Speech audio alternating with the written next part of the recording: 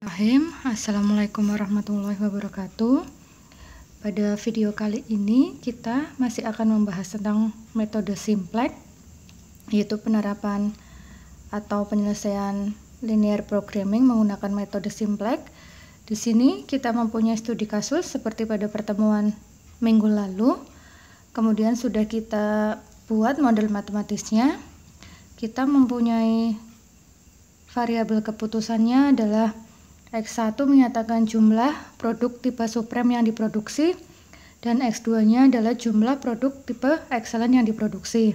Kemudian kita mempunyai fungsi tujuan, yaitu memaksimalkan keuntungan kita atau variabel Z kita sama dengan 600 X1 plus 300 X2, dan fungsi batasannya adalah sebagai berikut seperti yang telah kita bahas minggu lalu. Kemudian kita akan menyelesaikan permasalahan ini dengan menggunakan tabel simplex. Sebelumnya kita ubah dulu fungsi-fungsi batasan kita, karena dalam metode simplex ketika kita mempunyai fungsi batasan yang bertanda kurang dari atau sama dengan, kita perlu menambahkan variabel slack. Ketika tandanya lebih dari sama dengan, kita menambahkan variabel surplus dan seterusnya. Jadi fungsi batasan kita, fungsi batasan pertama kita ganti, kita tambahkan S1, tandanya berubah menjadi sama dengan. Kemudian batasan kedua kita tambahkan S2 dan seterusnya. Dan kita tambahkan variabel slack dan surplus itu ke fungsi tujuan kita. Kemudian kita pindahkan ruas ke sebelah kiri, jadi Z dikurangi 600 X1 dan seterusnya disama dengankan 0. Kemudian dari fungsi-fungsi yang kita punya ini, kita inputkan ke tabel simplex kita, yaitu kita punya tabel simplex dari iterasi 0, kita punya barisnya 0 sampai 5, kita punya variabelnya ada Z, X1, X2, surplus 1 sampai surplus 4, slack 1 sampai slack 4, kemudian surplus 1 dengan RHS adalah right hand side-nya. Nah, langkah pertama seperti pada minggu lalu,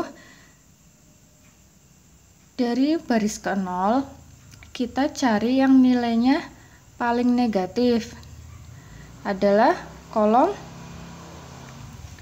X1 ini, yaitu nilainya min 600. Kemudian kolom X1 ini kita sebut sebagai pivot kolom. Selanjutnya kita mencari rasionya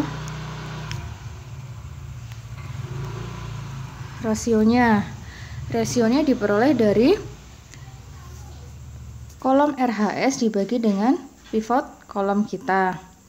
Ini kita kosongkan. Di sini ada 600 dibagi 600.000, maksud saya 600.000 dibagi dengan 4.000, diperoleh hasilnya adalah 150. Demikian juga yang 960 dibagi 4, hasilnya di sini 240. Kemudian 100 dibagi 1, hasilnya 100. Nah, ini karena undefined jadi kita tidak usah pakai. Dari baris ke 1, 2, 3 ternyata yang mempunyai nilai rasio paling kecil adalah baris ketiga ini. Nah, ini yang nanti kita jadikan sebagai pivot row. Oke, selanjutnya kita punya ini ya, tadi baris ketiga jadi pivot row. Ya, karena di baris ketiga ini pada kolom yang kita pilih nilainya sudah 1, maka kita tinggal menuliskan lagi nilai-nilai yang di baris ketiga, dan di kolom basic variabelnya yang tadinya S3 diganti menjadi X1. Sekarang langkah selanjutnya adalah mengisi baris-baris yang masih kosong.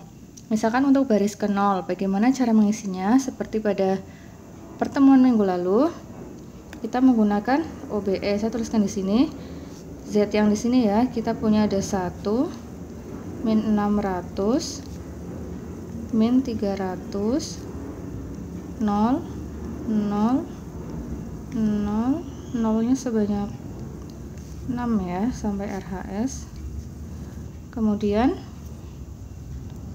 kita kurangkan karena kasusnya maksimasi dengan nilai yang ada di pivot kolom kita, yaitu min 600 dikalikan dengan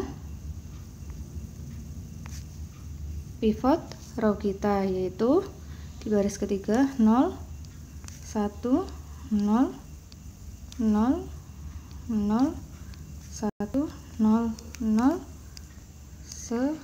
100 ya. Kita kurangkan seperti biasa, maka diperoleh hasilnya yaitu 1 dikurangi 600 kali 0, 1. Kemudian min 600 dikurangi min 600 kali 1 adalah 0. Nanti kita bisa cek sendiri ya. Kita tuliskan ini hasilnya. Sini ada 600, 0, 0, yang di sini jadi 60.000. Ini untuk baris ke 0. Ini baris 0 ya. Nanti kita bisa juga isikan baris 1, 2, 4, 5 dan seterusnya. Gini ya untuk tabel simpleknya untuk iterasi pertama tadi. Untuk menghitung baris 1, 2, 0, 1, 2, 4, 5 itu caranya seperti tadi. Kemudian kita lihat, kita evaluasi apakah di baris ke 0 masih ada nilai yang negatif atau tidak. Ternyata masih ada, yaitu di kolom X2. Makanya kolom ini kita jadikan pivot kolom. Nah, langkah selanjutnya sama seperti tadi, kita cari rasionya. Kita cari rasionya lagi di sini. Ya, RHS dibagi dengan kolom yang kita pilih ini. Kita punya di sini RHS-nya berarti 200.000. 200.000 dibagi dengan 3.000, nilainya sekitar 66,67. Di sini tidak usah. Di sini kita min 2.880 dibagi min 18. Kita punya hasilnya 160. Yang ini tidak ya, karena dibagi dengan 0. Yang ini 300 dan yang ini 100. Ternyata rasio yang paling kecil ada di baris pertama ini. Makanya baris pertama yang akan kita jadikan sebagai pivot row. Oke. Ini ya tadi ya rasio-rasionya sama. Kemudian karena di kolom yang kita pilih ini, kolom pivot kolom kita nilainya belum 1 yang 3.000 ini, maka kita bagi dengan, agar nilainya 1 kita bagi dengan 3.000. Yang di sini ya, 0 bagi 3.000 0. Kolom X1 0 bagi 3.000 0. Kolom X2 3.000 bagi 3.000 1. Kolom S1 1/3000 dan seterusnya, ikut ya. Kemudian untuk mengisi baris 0, 2, 3, 4, 5 caranya sama seperti tadi. Oh ya, jangan lupa untuk di basic variabelnya di sini sudah ganti jadi X2 ya, yang tadinya S1. Oke, kita lanjut. Perhitungannya sama, maka diperoleh tabel simplex untuk iterasi kedua adalah seperti yang tertera sebagai berikut ini ya. Kita evaluasi lagi, ternyata di baris ke 0 sudah tidak ada nilai yang negatif. Artinya tabel simplex kita sudah optimum. Dengan nilai X1-nya kita peroleh sama dengan 100, X2-nya sama dengan 66,67 dan nilai Z kita sebesar 80.000. Jadi kita sudah punya penyelesaian untuk persoalan kita tadi. Nah, kalau sepertinya pada pertemuan minggu kedua kita juga sudah menyelesaikan persoalan tadi itu dengan metode grafis. Sekarang kita bandingkan hasilnya, nanti dicek lagi di buku catatannya. ternyata dengan metode grafis kita memperoleh nilai Z-nya sebesar 75.000 dengan X1-nya 75 dan X2-nya 100 buah atau 100 produk. Sedangkan di metode simplex, kenapa nilainya berbeda? Kita peroleh Z-nya 80.000, X1-nya 100 dan X2-nya 66,67 tadi ya, saya bulatkan menjadi 67 produk. Apa yang membuat kedua metode ini menjadi berbeda hasilnya? Apakah grafis lebih baik atau simplex lebih baik? Kenapa kok beda hasilnya? Ya, kita evaluasi ya. Kita lihat lagi model matematisnya tadi ya.